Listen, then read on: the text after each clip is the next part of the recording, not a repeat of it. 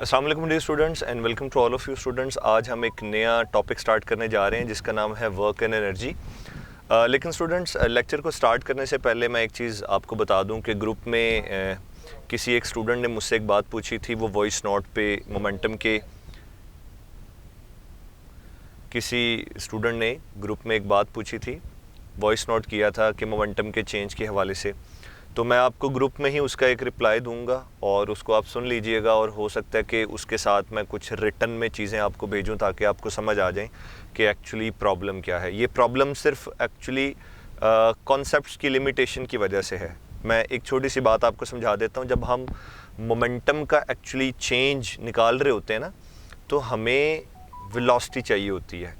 Point two point हम velocity discuss करते हैं। सबसे पहले तो ये देखना चाहिए कि मोमेंटम किन दो पॉइंट्स का निकाल रहे हैं। दो पॉइंट्स जब आप डिसाइड कर लेते हो तो वहाँ पे फिर आप वेलोसिटी का चेंज लेते हो, और जो वेलोसिटी का चेंज लेते हो वो ओवरऑल वेलोसिटी डिस्कस करते हो। ठीक है, किसी भी एक पॉइंट पे वेलोसिटी डिस्कस करूंगा तो वो ओवरऑल डिस्कस करूंगा, जिसमें दोनों कंपोनेंट्स होंगे। वेलोसिटी का एक्स कंपोनेंट भी होगा और वेलोसिटी का वाई कंपोनेंट भी होगा। अब एक साहिब पूछ रहे थे, जी हम मोमेंटम के चेंज के लिए एक्चुअली वो क्यों नहीं लगा सकते, मोमेंटम के चेंज के लिए हम वो क्यों नहीं लगा सकते हैं। For example VFY = VI sin theta minus GT। भाई वो इस वजह से नहीं लगा सकते कि वो वेलोसिटी का सिर्फ फाइनल कंपोनेंट बताता है, वो भी जब आपको टाइम का पता हो। और VFY का मतलब ये है कि वो ये बताएगा कि इनिशियली पॉइंट ऑफ प्रोजेक्शन से प्रोजेक्ट करने के बाद, ठीक है, फला टाइम के ऊपर वर्टिकल कंपोनेंट की क्या हालत हो जाएगी, वो क्या बन जाएगा, वो तब लगाते हैं हम।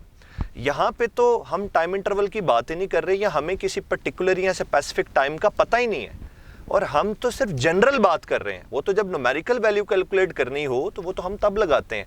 यहाँ पे जब मोमेंटम का चेंज लेना है तो हम ओवरऑल रिजल्टेंट वेलोसिटी लेते हैं। इनिशियल पॉइंट पे भी टोटल रिजल्टेंट वेलोसिटी लेते हैं और किसी फाइनल पॉइंट पे भी टोटल रिजल्टेंट वेलोसिटी लेते हैं। VFY लेंगे तो वो तो टाइम डिपेंडेंट है, वो तो टाइम के लिहाज से बताएगा कि इनिशियली वेलोसिटी का वेक्टर ये था, तो इतने टाइम के बाद ग्रेविटी ने इसमें इतना चेंज ले आया। वो उस लिहाज से बात हो रही है, और वो एक सिंगल पॉइंट पे बात करता है। खैर, इसको मैं थोड़ा सा डिराइव करके ना, थोड़ी सी डेरिवेशन करके मैं आपको ग्रुप में भेजूंगा, उसे देख लीजिएगा ताकि एक चीज़ क्लियर हो जाए। खैर, वापस आते हैं। आज का जो लेक्चर नंबर 10 है, ये हमारा टॉपिक 2 है, वर्क एंड एनर्जी से रिलेटेड है। तो वर्क एंड एनर्जी ये आपका नया टॉपिक, और इसमें सबसे पहले हम जिसे डिस्कस करेंगे वो है जी वर्क। अब बेटा बड़ी एक ज़बरदस्त सी बात करने लगा हूं मैं आप लोगों के साथ। मुझे ये बता सकते हैं जी, what is meant by work? Work किसे कहते हैं?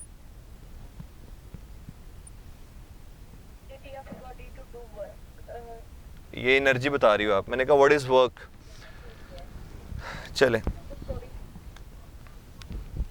चले टाइम कम है, ज़रा मैं ही बात कर लेता हूँ। एक्चुअली मैं जब कभी क्लास में पूछता हूँ ना जी व्हाट इज़ वर्क, तो बच्चे एक्चुअली ये बताने की कोशिश करते हैं the dot product of force and displacement, FD cos theta, FD minus FD, ये सारी बातें छोड़े। ये तो वर्क को वो मैथमेटिकली एक्सप्रेस करता है कि मैथमेटिकली कैसे राइट किया जा सकता है वर्क को, वो है जी F.D। अगर कोई मुझसे ये पूछे ना व्हाट इज़ वर्क, तो मैं उससे ये बताऊंगा it is the change in energy. आपको पता है वर्क एनर्जी प्रिंसिपल बताता है कि वर्क किस बला का नाम है, वर्क एक्चुअली है क्या। When ever work is done energy changes. Work ऐसी चीज है जब कभी किसी सिस्टम पे, किसी बॉडी पे वर्क किया जाएगा तो उस बॉडी या सिस्टम की एनर्जी लाजमी तौर पर चेंज होगी, और वर्क करवाएगा कौन? कोई ना कोई फोर्स वर्क करवाएगी। अब जिसको ये बात समझ आ जाती है ना कि whenever there is work there is change in energy, and if there is no work there is no change in energy, जिसको ये कॉन्सेप्ट समझ आ जाता है ना, बिलीव मी, उससे प्रॉब्लम ही नहीं रहती कि मैक्सिमम पॉजिटिव वर्क क्या होता है या मैक्सिमम नेगेटिव वर्क क्या होता है। जब कभी किसी बॉडी पे पॉजिटिव वर्क होता है तो बॉडी एनर्जी गेन करेगी और एनर्जी का चेंज पॉजिटिव होगा। जब कभी नेगेटिव वर्क होता है तो बॉडी एनर्जी लूज करेगी, एनर्जी डेसिपेट होगी, उसकी एनर्जी पहले से कम हो जाएगी और एनर्जी का चेंज नेगेटिव होगा। मैक्सिमम पॉजिटिव वर्क, एनर्जी का चेंज मैक्सिमम है, मैक्सिमम एनर्जी गेन करेगा सिस्टम या body. Negative maximum work, body maximum energy अपनी लूज कर देगा और एनर्जी का चेंज इंतहाई नेगेटिव होगा, यानी बहुत ज्यादा लॉस आया होगा एनर्जी में। मेरे ख्याल से ये जो मैंने 2-3-4 बातें आपके सामने की हैं, काफी हद तक आपके जहन में ये बातें क्लियर हो चुकी होंगी, what is meant by work. और अगर ये बातें क्लियर हैं तो बिलीव मी, अब जो मैं बात करने लगा हूं वो भी आपको समझ में आएगी। देखें जी, सेंट्रीपिटल फोर्स कोई वर्क नहीं करती, वजह क्योंकि सेंट्रीपिटल फोर्स सर्कुलर पाथ में मूव करती हुई बॉडी की एनर्जी चेंज नहीं करती। जब कभी कोई चार्ज पार्टिकल मैग्नेटिक फील्ड में जाके परपेंडिकुलरली मूव करके सर्कुलर पाथ में मूव कर रहा होता है तो मैग्नेटिक फोर्स वर्क करती है? नहीं करती। क्यों? क्योंकि मैग्नेटिक फोर्स एनर्जी चेंज नहीं करती। तो आई होप सो आपको ये बात समझ आई होगी। लिहाजा अब मैं उसी तरह लिखूंगा कि work is defined as the dot product of force and displacement. ठीक है, वर्क को यूं लिखा जा सकता है एफ डी कॉज थीटा। और यहाँ पर मैं एक डायग्राम ड्रॉ करता हूँ जिससे हम थोड़ा सा वर्क को अंडरस्टैंड करेंगे।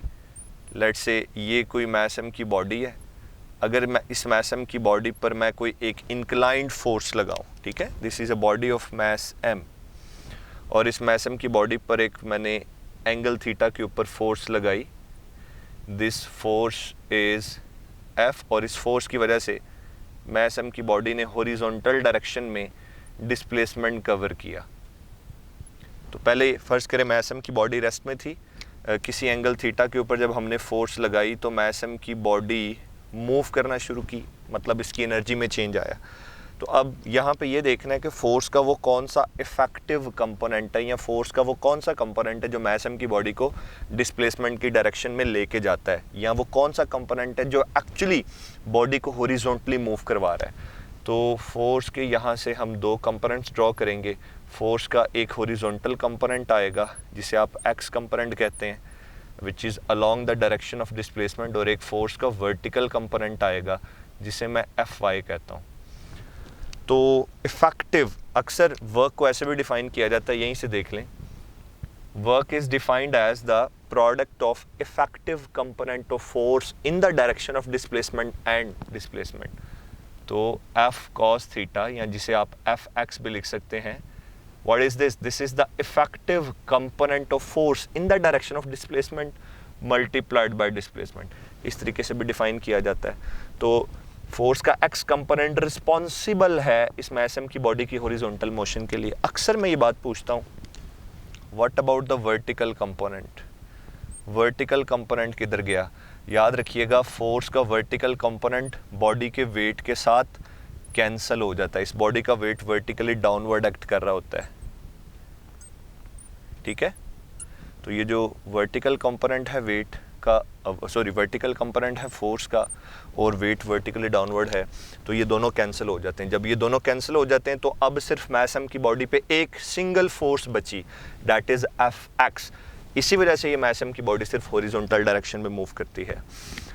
अब चीज़ें सुनते जाइए। वर्क स्केलर क्वांटिटी है, ठीक है जी, और वर्क के यूनिट्स न्यूटन मीटर होते हैं जिसे जूल भी कहते हैं, लेकिन वर्क और एनर्जी के यूनिट सेम होंगे। एक चीज़ लिखने लगा हूँ, देखिएगा,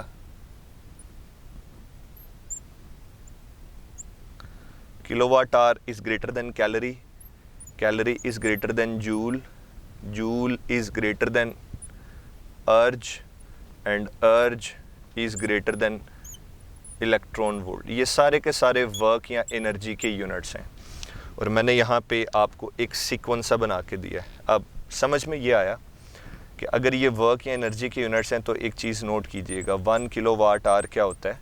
ये वैसे तो हम आगे चल के पढ़ेंगे, लेकिन चलें यहीं पे डिस्कस कर लेते हैं। ये होता है जी 3.6 मेगा जूल, बड़ा यूनिट है ये वर्क या एनर्जी का, ठीक है जी। उसके बाद कैलोरी, केमिस्ट्री में आप लोगों ने पढ़ा होगा, कहते नहीं आज मैंने इतनी कैलोरीज बर्न की हैं, ये वही है कैलोरी, 4.18 जूल्स। इसी तरह से जूल के बारे में आप जानते हैं, joule is the SI unit, तो आप ये बात करते हैं 1 joule is equal to 1 newton metres. ठीक है जी, ये बात भी आपको समझ आ गई। अर्ज इज़ द CGS यूनिट। तो CGS यूनिट को मैं यूँ लिखूँगा। अच्छा, एक चीज़ याद रखिएगा, 1 जूल बताइए किसके बराबर होगा? 10⁻⁷ अर्ज के।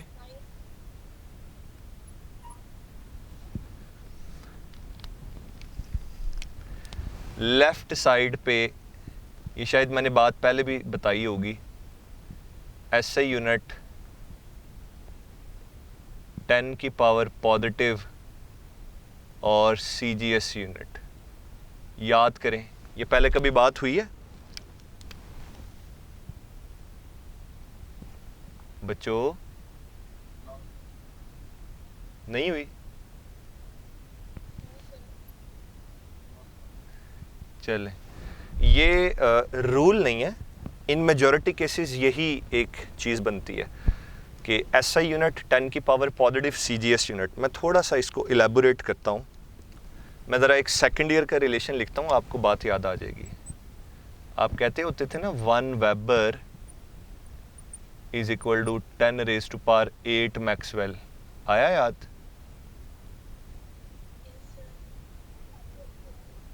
जी, कुछ याद आया कि नहीं?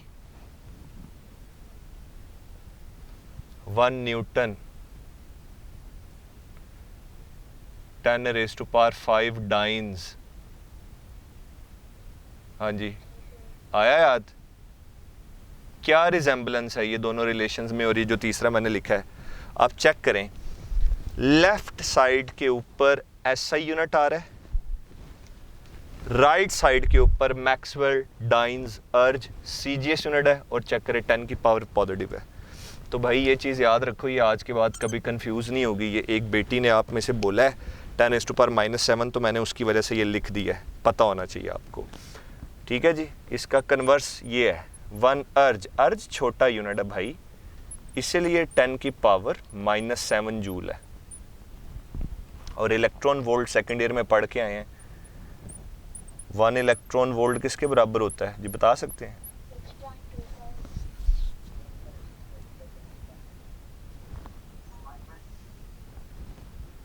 हाँ जी, 1 इलेक्ट्रॉन वोल्ट किसके बराबर है? देखें, आपको याद नहीं आ रहा है, जल्दी से।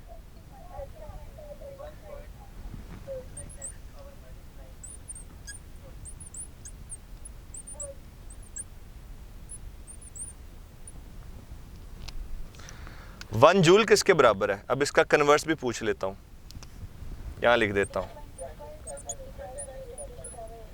चलें जी, जी बहुत शुक्रिया आप सबका। तो ये कुछ चीज़ें हैं जो वर्क और एनर्जी के यूनिट से रिलेटेड हैं। बेटा इनका आपको पता होना चाहिए। ये चीज़ें अगर कहीं पे आएँ नॉलेज बेस्ड MCQs में, तो ये चीज़ें आपको पता होनी चाहिए। मैंने खैर ये लिख दी। अच्छा, मुझे एक बात बताओ, जो मैंने शुरू में एक तमहीद बांधी है कि वर्क चलें F.D, तो मैथमेटिकली रिप्रेजेंट करने का तरीका, work is basically the change in energy. इस बात से एग्री करते हैं आप? वो अब मैं रस्मी चीज़ें नहीं लिख के देने लगा, ये आप माशाल्लाह अक्लमंद हैं, आपने पहले भी पढ़ा हुआ है और आप ये बात जानते हैं। देखिए मेरे लिए बड़ा आसान है, मैं यहाँ पे पुट करूँ जी थीटा 0 डिग्री, फोर्स और डिस्प्लेसमेंट एक दूसरे के पैरेलल, एंगल 0, ये हो जाएगा प्लस FD। मैं उसे लिख दूंगा जी मैक्सिमम पॉजिटिव वर्क। यहाँ पे मैं एंगल लिखूँ जी 180। सामने से आने वाली बॉडी को रोकने के लिए जो फोर्स लगाऊंगा, जो मैं वर्क कर रहा हूँ वो नेगेटिव है। क्यों? डिस्प्लेसमेंट बॉडी का होगा इस तरफ, मैं फोर्स लगा रहा हूँ इस तरफ, उसकी मोशन को रिटार्ड करने के लिए, उसकी मोशन को अपोज करने के लिए। तो एंगल हो जाएगा 180 डिग्री। कोस 180 डिग्रीज -1 शुरू में आ जाएगा, वो नेगेटिव मैक्सिमम वर्क बन जाएगा। ये सारी बातें आपको पता है। वर्क स्केलर है, न्यूटन मीटर, जूल, व्हाटएवर, इस पे मैं बहस नहीं कर रहा, मैं डायरेक्ट MCQs पे जा रहा हूँ ताकि आपका दिमाग खुले कि अभी जो मैंने इतनी बड़ी बात की कि work is basically the change in energy, इस बात को अप्लाई कैसे किया जाता है, किस तरह के MCQs आते हैं जो इस बात को टैकल करते हैं, इस बात को कैटर करते हैं। आइए ज़रा देखते हैं। ये फर्स्ट MCQ मैं आपसे डिस्कस करने जा रहा हूँ, इसको ज़रा देखिए। MCQ बड़ा सिंपल सा है लेकिन बड़ा अच्छा है। फ़र्ज़ करें एक बॉडी है मेरे पास और इस बॉडी का जो मास है ये है 5 kg, और ये बॉडी इनिशियली रेस्ट पे है, मतलब इसकी इनिशियल वेलोसिटी क्या है? 0 है। फिर क्या होता है, इस बॉडी पर लगती है एक फोर्स हॉरिजॉन्टली, और जब इस बॉडी पे फोर्स लगती है horizontally, let's say this force is of 2 Newton, horizontally force लगी, तो ये मैस एम की बॉडी फोर्स की ही डायरेक्शन में मूव करना शुरू कर देती है, यानी फोर्स की ही डायरेक्शन में ये कुछ डिस्प्लेसमेंट कवर करती है। 5 kg की बॉडी है, इनिशियली रेस्ट पे है, हॉरिजॉन्टल फोर्स लगती है तो फोर्स की डायरेक्शन में बॉडी मूव करती है। आपने मुझे बताना है कि जब फोर्स लगाते हुए 10 सेकंड्स गुजर गए तो क्या आप मुझे बता सकते हैं कि what is the work done by the force. और इसके ऑप्शंस मैं आपको दे रहा हूँ, ऑप्शंस ये हैं, let's say alpha 10 joule, beta 20 joule, Charlie 30 joule और डेल्टा में आ गया 40 जूल।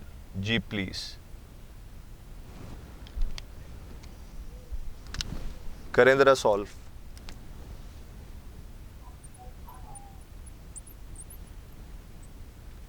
एक और एमसीक्यू डिस्कस करते हैं, आप तब तक सॉल्व करके मुझे बताइएगा प्लीज।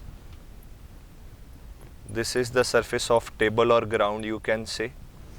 इस टेबल या ग्राउंड के ऊपर हमारे पास ब्रिक्स पड़ी हुई हैं, हर ब्रिक का मास m है और हर ब्रिक की थिकनेस कह सकते हैं या हाइट कह सकते हैं h है, और total I have 4 bricks।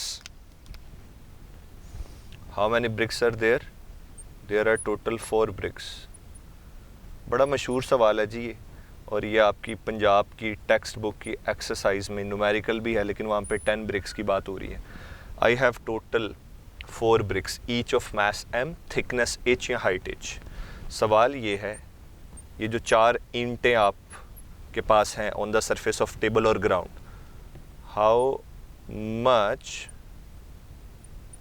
Work is done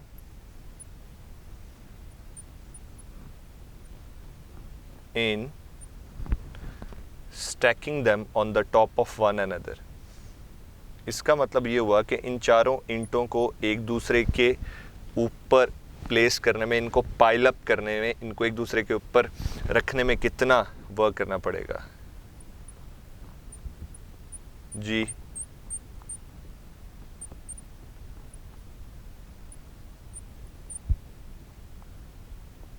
बता सकते हैं?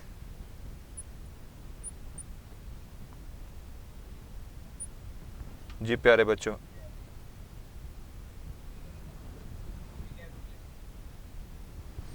मैं ऑप्शंस भी देता हूं ताकि आप इजी होके आंसर करें। 4 mgh, beta 3 mgh,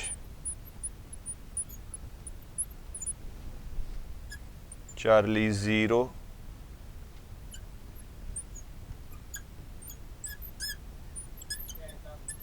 six mgh। Okay fine, मैंने नोट कर लिया। वापस आते हैं पहले एमसीक्यू पे। देखें भाई, पहले एमसीक्यू को सॉल्व करने के लिए ना 2 तरह के बच्चे होते हैं। पहली टाइप का बच्चा वो क्या करता है, सुनिएगा ज़रा, ये बड़ी इंपॉर्टेंट चीज़ें हैं। देखें, एमसीक्यू को सॉल्व करने के लिए आप डिफरेंट अप्रोचेस को यूज़ करते हैं, तो वो अप्रोच क्या हो सकती है? तो नंबर 1, सबसे पहले मैं बात कर रहा हूँ कि फ़र्ज़ करें जी मेरी तरह का कोई एक बच्चा है और वो करता है FD। क्यों लगेगा FD? सिंपल है, फोर्स और डिस्प्लेसमेंट के दरमियान एंगल 0 डिग्री है, तो cos 0 1 हो जाएगा, तो इसी वजह से वो ये लगाएगा। अब फोर्स तो उसके पास है और वो कितनी है? 2 न्यूटन। क्या नहीं है उसके पास? उसके पास डिस्प्लेसमेंट नहीं है। अब वो डिस्प्लेसमेंट को फाइंड आउट करने जाएगा और डिस्प्लेसमेंट को इक्वेशन ऑफ मोशन से फाइंड आउट करके लाएगा। Second equation of motion use कर लेगा, s is equal to VIT plus 1/2 AT square. VI 0 है तो s is equal to 1/2 AT square आ जाएगा। अब फिर एक्सेलरेशन नहीं है, फिर एक्सेलरेशन को फाइंड आउट करने जाएगा और एक्सेलरेशन को निकालेगा a is equal to F/m। Whatever जो इस तरह करेगा आंसर उसका भी आ जाएगा, लेकिन मेरा मानना ये बड़ी एक लेंथी अप्रोच है। अभी जो मैंने स्टार्टिंग में लेक्चर में एक बात बोली थी, मैं वही बात आप लोगों के लिए करने जा रहा हूं। Are you ready? जी बताएं। मैं लिखूंगा ऐसे, ये देखो, मैं लिखूंगा work. What is the statement of work energy principal? When ever work is done energy changes. और इस सिनेरियो में क्योंकि बॉडी हॉरिजॉन्टली पड़ा हुआ है, ऑलरेडी ग्राउंड पे है, जाहिर सी बात है उसकी potential energy with respect to ground zero है। तो जब हम इस रेस्ट पे पड़ी हुई बॉडी पे फोर्स लगाएंगे तो उसकी सिर्फ काइनेटिक एनर्जी चेंज होगी। तो इस सिनेरियो के अंदर work done on a body is equal to change in its kinetic energy only. तो मैं लिखूंगा work is equal to change in its kinetic energy only. अब काइनेटिक एनर्जी का फॉर्मूला आपको आना चाहिए। Kinetic energy is equal to P square momentum square divided by 2m। क्योंकि kinetic energy का चेंज है तो ये चेंज मोमेंटम के चेंज की वजह से आया होगा। जाहिर सी बात है मैथ थोड़ी ना चेंज होगा। काइनेटिक एनर्जी का चेंज या तो मोमेंटम डिपेंडेंट है या काइनेटिक एनर्जी का चेंज मास डिपेंडेंट है। मास तो सेम रहेगा बॉडी का। तो काइनेटिक एनर्जी का चेंज बेसिकली मोमेंटम के चेंज की वजह से आया। और change in momentum is impulse. Impulse is the product of force and time. क्योंकि मोमेंटम के स्क्वायर, यहाँ पे मोमेंटम का जो चेंज है उसका स्क्वायर है, तो F square T square over 2m। किस किस को मेरी ये बात समझ आई है? मैंने किया क्या है? मैंने कहा work is equal to change in kinetic energy. Kinetic energy का फॉर्मूला होता है पी स्क्वायर ओवर 2m। मैंने बोला काइनेटिक एनर्जी का चेंज है तो मोमेंटम का भी चेंज होगा। F square T square, F की क्या वैल्यू है 2, यह आ जाएगा 2 स्क्वायर टाइम। टाइम कितना है जी? टाइम है हमारे पास 10, यह आ जाएगा 10 स्क्वायर डिवाइडेड बाय 2। मैस कितना है? मैस है जी 5। तो फर्दर सॉल्व करेंगे तो ऊपर आ जाएगा 4 इंटू 100 ओवर नीचे आ जाएगा 10। 1 0 0 से गया। क्या आंसर आया भाई? अब खुद अंदाज़ा करें, ऊपर वाली अप्रोच ज़्यादा अच्छी है कि ये दूसरी वाली जो मैंने लिखी है? बस मैंने कोई नया काम नहीं किया, कोई जादू नहीं किया। मैंने जस्ट एक बात पे कन्विंस किया है कि वर्क के कॉन्सेप्ट को ज़रा अच्छे से ग्रैब कर लें। अच्छा, ये अब मैं डायग्राम ड्रॉ कर रहा हूँ। ये फर्स्ट ब्रिक है which is already on the surface of the table या which is already on the surface of the earth. तो इस पर हमें कोई वर्क नहीं करना पड़ेगा। अब जब मैं दूसरी ईंट या ब्रिक को उठा के पहली ब्रिक पे रखूँगा ना, तो पहली बात, क्योंकि मैं ब्रिक को उठा के ऊपर रख रहा हूँ, हाइट पे लेके जा रहा हूँ, तो मेरा किया गया वर्क ब्रिक की कौन सी एनर्जी चेंज करेगा? ग्रेविटेशनल पोटेंशियल एनर्जी चेंज करेगा। और मेरी बात की समझ आई है? तो जब सेकंड ब्रिक को फर्स्ट ब्रिक पे रखा तो फर्स्ट ब्रिक पे तो वर्क ही ज़ीरो करना पड़ा, तो सेकंड ब्रिक पे वर्क करना पड़ा mgh। थर्ड ब्रिक को जब सेकंड ब्रिक पे रखेंगे तो टोटल कितनी हाइट तक आ गया मैं? 2h। तो थर्ड ब्रिक पे जो वर्क करना पड़ा वो mg2h के बराबर था। फाइनली जब आखिरी ब्रिक को मैंने फोर्थ ब्रिक को प्लेस किया थर्ड ब्रिक पे, तो टोटल यहाँ से कितनी हाइट तक ले आया? mg3h। और पहली ब्रिक क्योंकि already on the surface of the table थी, उस पर मुझे कोई वर्क नहीं करना पड़ा। तो एक तो ये तरीका है। तो टोटल वर्क सबको ऐड कर लो, 6 mgh आ जाएगा। ये फॉर्मूला, ये लॉजिक बिल्कुल ठीक है, इसमें कोई गलती नहीं है। लेकिन प्रॉब्लम वह होती है, लेट्स से अगर वो आपको कहता है 10 ब्रिक्स, तो मैं अक्सर बच्चों को मजाक में कहता हूँ क्या क्वेश्चन को सॉल्व करते हुए 10 ईंटों की ढेरी बनाएंगे। वो अगर कह दे we have 100 bricks, we have 50 bricks, तो इसको करने का ना एक छोटा सा ट्रिक है जो कि मैथमेटिक्स के बिहाफ पे डिराइव किया गया। वो छोटा सा ट्रिक सुन लें। W total n into n-1 divided by 2, आगे आ जाएगा mgh। ये प्यारे बच्चों हमारे पास एक छोटा सा रिलेशन है। इसे शॉर्टकट भी आप कह सकते हैं इस टाइप के क्वेश्चंस को सॉल्व करने के लिए। अगर कोई न्यूमेरिकल बेस्ड वैल्यूज़ के साथ आ जाए फिर भी सॉल्व कर लेंगे ना। फर्स्ट करें वो mgh की टर्म्स में नहीं पूछता, जूल की टर्म्स में पूछता है। ब्रिक का मैस दे देगा, ब्रिक की थिकनेस या हाइट दे देगा और कहेगा कैलकुलेट करें। n क्या है? n is the number of bricks. तो how many number of bricks we have here? तो n is equal to 4। we have 4 bricks, we have 4 bricks। अब 4 into 4 minus 1, यही आंसर आएगा ना 6 mgh। अप्लाई करें जरा, ये क्या आता है? आइए ज़रा एक और छोटा सा एमसीक्यू डिस्कस कर लेता हूँ।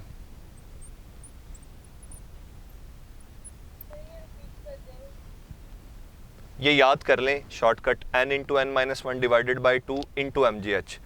एन क्या है? Number of bricks, how many total bricks are there, ये आपके सामने है। वी हैव 4 ब्रिक्स, इस वजह से मैंने n की वैल्यू को क्या लिया? 4 लिया। तो मैंने कहा कि इस फॉर्मूला में आप n की जगह रख दें 4, तो n की जगह बाहर 4 आ जाएगा, अंदर 4 minus one divided by 2 M G H. 4 minus one 3, 3 multiplied by 4 12, 12 divided by 2 6, तो 6 एम जी एच आ जाएगा। बस मैंने यही बताया, इससे आगे और कोई बात नहीं की।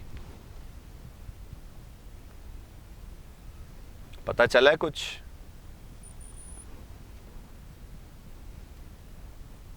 वर्क नेगेटिव हो सकता है?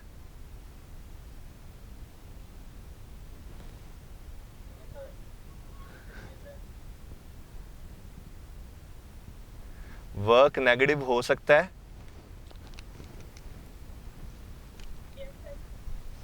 ये भी एक अभी आप में से ना एक स्केलर लगा हुआ था, प्लीज जरा मुझसे बात तो करे।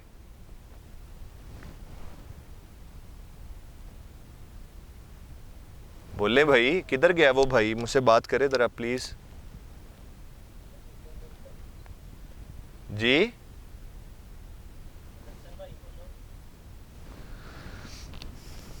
इसका मतलब है फिर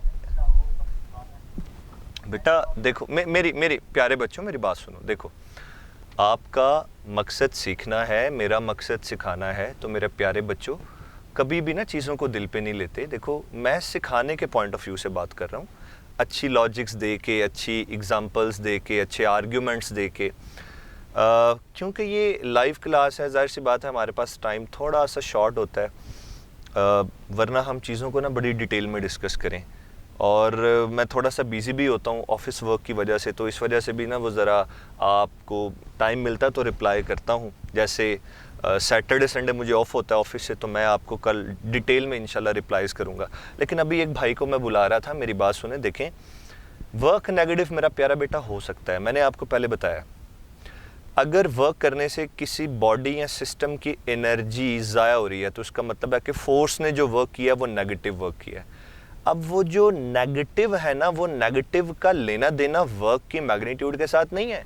वो नेगेटिव साइन हमें कहीं ना कहीं ये बता रहा है कि भाई फोर्स और डिस्प्लेसमेंट में एंगल कहीं 180 डिग्री है। मेरी बात समझे हो?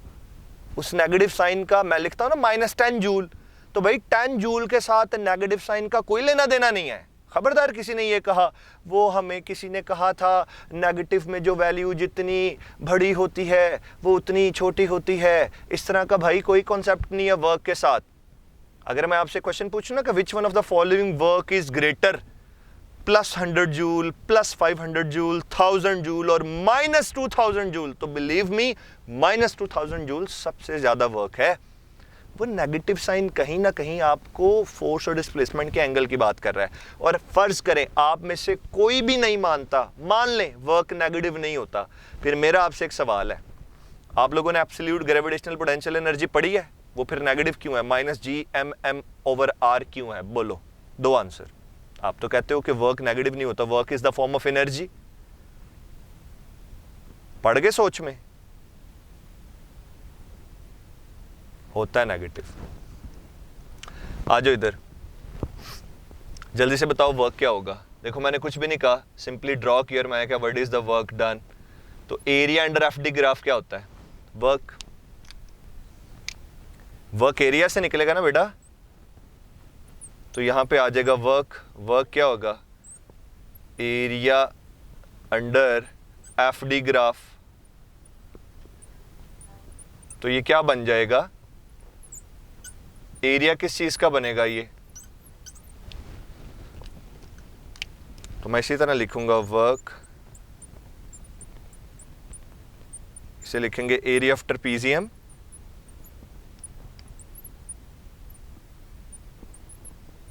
मैं ना बस आपकी ना ब्रेन वॉशिंग कर रहा था कि ये बात मान लीजिए कि वर्क नेगेटिव होता है।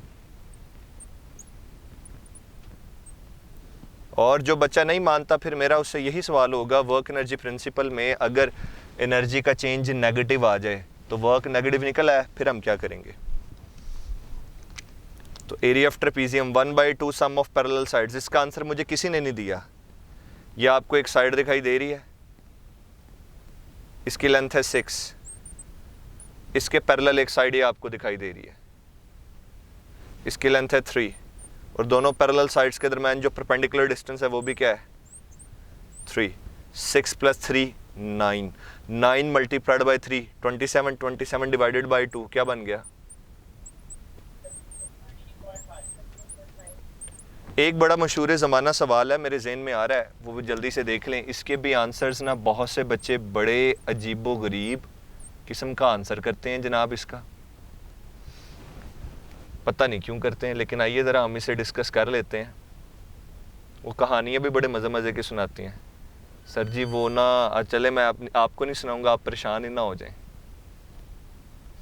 वर्टिकल एक्सिस, और मैं फिजिक्स का लेक्चर पढ़ाने आया हूँ कि कहानियाँ सुनाने आया हूँ? हैं, मैं तो आपसे अपना एक्सपीरियंस शेयर करता हूँ। ये आप समझ गए होंगे बच्चे। ये देखें, ये मैं बना रहा हूँ ना, समझ तो आप गए होंगे।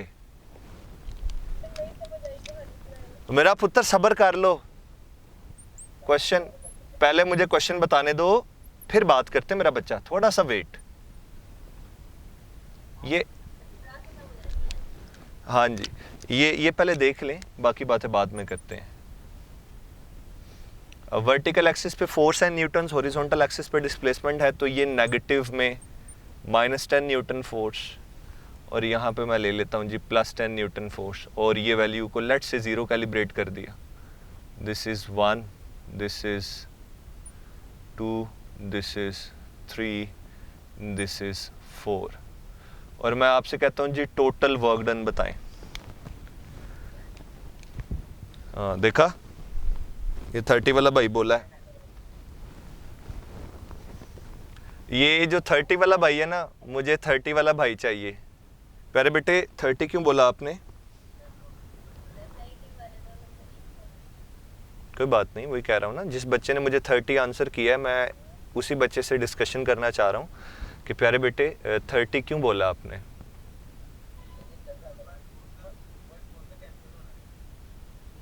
क्या बात है, वेरी गुड। तो वर्क, आपका मतलब है वर्क नेगेटिव नहीं होता, आपने इस नेगेटिव एरिया को भी पॉजिटिव लेके ऐड कर दिया।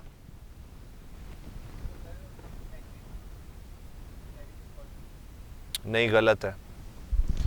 यही बात बस समझानी है आपको, एक्चुअली ऐसा नहीं है। देखो ये जो एरिया है ना, ये पॉजिटिव निकलेगा, ठीक है, ये एरिया नेगेटिव निकलेगा, ये एरिया पॉजिटिव निकलेगा। मैंने शुरू में आपको इतनी बड़ी बात बताई, और मैंने कहा था कि अगर कोई डाउट है तो मुझसे भी डिस्कस कर लो। मैंने कहा था work is basically the change in energy. जब बॉडी एनर्जी गेन करेगा वर्क पॉजिटिव होगा, जब बॉडी एनर्जी लूज करेगा, ज़ाया करेगा, वर्क नेगेटिव होगा। तो इस रीजन के अंदर आपकी बॉडी या सिस्टम या ऑब्जेक्ट एनर्जी गेन कर रहा है। इस रीजन के अंदर वो गेन की हुई एनर्जी को ही ज़ाया कर रहा है। फर्ज करो, इसका एरिया बताओ जरा मुझे क्या आता है? 10 जूल आ गया, वेरी गुड, शाबाश। इसके साथ मैं प्लस लिखूंगा, तो प्लस पता क्या बता रहा है मुझे कि इस रीजन में आपने जिस भी ऑब्जेक्ट, जिस भी बॉडी, जिस भी सिस्टम पे वर्क किया, उसने एनर्जी गेन की, 10 जूल गेन कर ली। तो 1 सेकंड से लेके 2 सेकंड तक गेन की। अब अगले 2 सेकंड से 3 सेकंड तक एनर्जी लूज की, तो ये इसका एरिया आ जाएगा -10 जूल। तो एनर्जी का चेंज आ गया नेगेटिव। 10 जूल पहले उसने 1 से 2 सेकंड्स में गेन की, फिर दूसरे से तीसरे सेकंड में वही एनर्जी उसने जाया कर दी, पहले वाले लेवल पे नहीं आ गया वापस, और थर्ड से फोर्थ सेकंड में फिर उसने क्या किया, एनर्जी गेन की। तो अगर मैं अब आपसे नेट वर्क पूछूं या टोटल वर्क पूछूं या ओवरऑल वर्क पूछूं, तो क्या आंसर करेंगे आप? और जो बच्चे ये कह रहे हैं कि इसका आंसर 30 जूल है, तो वो फिर मुझे इस नेगेटिव के मीनिंग्स क्लियर कर दें। तो मैंने आपको दलील दी है भाई, मैं ये नहीं कहता ज़बरदस्ती मेरा आंसर मान लो, बहस करो, लेकिन बहस होनी चाहिए फ्रूटफुल, ताकि उसे बात समझ आए। तो मेरा बच्चा 10 प्लस इंटू माइनस 10 प्लस 10, तो इसका आंसर क्या आ जाएगा? टोटल वर्क 10 जूल ही होगा। चाहे मेरी तरफ से नेटवर्क कह दें, बस वो एक बच्चे ने ना मुझे एक दफ़ा क्लास में, फिजिकल क्लास में कहानी सुना दी, फीमेल स्टूडेंट थी, ये भी बता देता हूँ। कहानी मुझे ये सुनाई, वो जी हमने जी एक जगह ऐसा देखा था, तो वो जी जब नेटवर्क की बात करते थे तो 30 कहते थे, नहीं हाँ टोटल वर्क की बात करते थे तो 30 कहते थे, नेटवर्क की बात करते थे तो 10 कहते थे। और अल्लाह दे बंदे हो, नेट ते टोटल सेम नहीं जी होंदा। क्या हो गया मेरे बच्चों? तो अपने कॉन्सेप्ट्स को ना ज़रा थोड़ा सा कंक्रीट करें। तो ये मैंने आपको एक आइडिया दिया। अच्छा खैर, इधर आए, एक और चीज़ डिस्कस करता हूँ। अच्छा वो पढ़ लीजिएगा, work done in earth's gravitational field is independent of the path followed, such field in which the work done is independent of the path followed is known as conservative field. आ गया याद? तो वो टॉपिक जो है ना, उसके results पढ़ने हैं बस बुक से, ओनली रिजल्ट्स। अच्छा ये ग्राफ आपके सामने, इसकी स्लोप के बारे में कुछ कमेंट्स करना चाहेंगे? एरिया पता लग गया हमें, एरिया पता है, स्लोप एरिया वर्क होता है ना।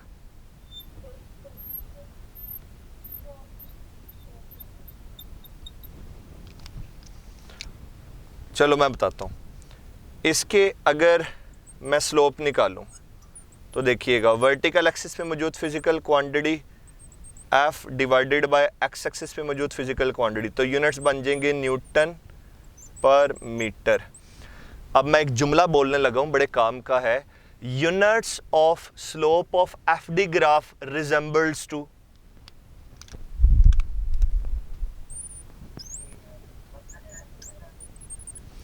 Units of slope of F D graph resembles to, और किस किस फिजिकल क्वांटिटी के यूनिट्स न्यूटन पर मीटर होते हैं? सरफेस टेंशन और स्प्रिंग कांस्टेंट, ये याद कर लें। तो अब मैंने बोला units of slope of F D graph resembles to spring constant, और दूसरा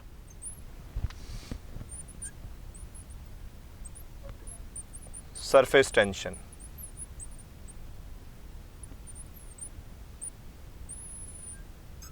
ठीक हो गया जी?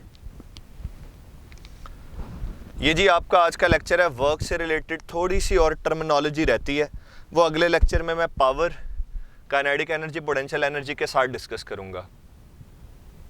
ओके चलें जी, ठीक है।